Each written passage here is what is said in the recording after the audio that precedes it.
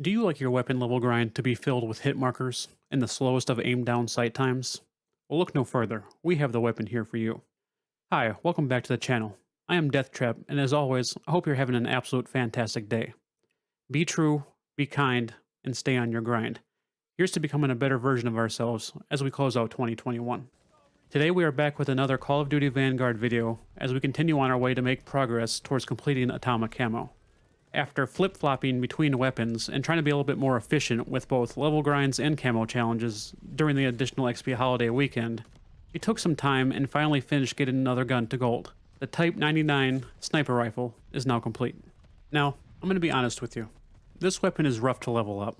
Like most weapons, the better attachments don't open up until later down the road, with you unlocking better stuff at around 35 to level 40, around there.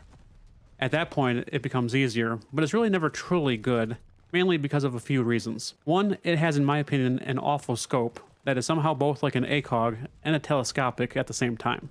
It has extremely slow ADS speeds, and hit markers are bountiful. Not to mention, most people don't snipe in this game, so you're going to be at quite the disadvantage if you don't get the initial jump on the enemy. As a side note, it was probably just an error between monitor and chair, but I missed shots. Like an embarrassing amount of shots. It was probably just me, but so far, it hasn't happened with any other guns to that degree. Your best option when leveling this weapon is most likely going to be just throwing on iron sights or another low-level sight that will unlock relatively quickly. I'd also recommend to hang back a bit, or take it slow unless you're pretty decent at quickscoping, which actually isn't too bad this year. Eventually, you'll start to unlock the more powerful attachments, like the longer barrels or higher damage magazines, and be able to construct builds to help you complete the camo challenges. Speaking of which, let's get to those challenges. So the first 7 camo tiers are standard for sniper rifles and are as follows. Get 300 eliminations, get 100 headshots, get 50 multi-kills, get 5 kills without dying 30 times, get 100 long shots, get 100 close range kills, and get 50 kills while holding your breath. The last 3 tiers are unique to each weapon, and are unlocked by getting kills in a specified way while using certain attachments as part of your build. For the Type 99, these are to get 100 long shot kills with the Shirashia 712mm sniper barrel, Shirashia precision stock, and the spotter proficiency at tier 8. Get 100 headshots with the 8mm Klauser 5-round mags, remove stock, and the vital proficiency for tier 9. And finally, get 100 ADS kills with the Sakura 776mm barrel, 6.5mm Sakura 3-round fast mags, and the Sakura CVR custom stock for tier 10. Personally, I think the last 3 tiers for all weapons are a bit much, but they can add to some good build combinations that will help you if you're still working on earlier tiered camos. Also, it's important to keep note of the overlap in some of the camo tiers. Not all weapons will have this overlap, but the Type 99 is one of them that does, this being having 2 instances of headshots and long shots. Obviously, it's best if you can make progress in both tiers if you're able, though you'll probably make good progress in the earlier unlocked tier by just playing normally. Getting eliminations, the initial 100 headshots, and the 50 multi-kills should come quite naturally while going for the rest of the camos. You also might make good progress with the 30 bloodthirsties, and either the close range kills or initial long shots, depending on whether you choose to use the regular scope or not for the majority of your level grind. Your experience may differ, but personally I didn't start to make consistent progress on my bloodthirsties until after level 60, when I set up a build to combine the second set of long shots with the 50 kills while holding your breath, which I found out can only be done with the scope on your rifle, if you didn't know. The gun setup I used, which I've pictured here, helped a ton for general stability and accuracy for the long shots, but I definitely had to sacrifice mobility to do it. This meant that ADS time went up to a whopping 700 milliseconds. I definitely recommend it only for long engagements.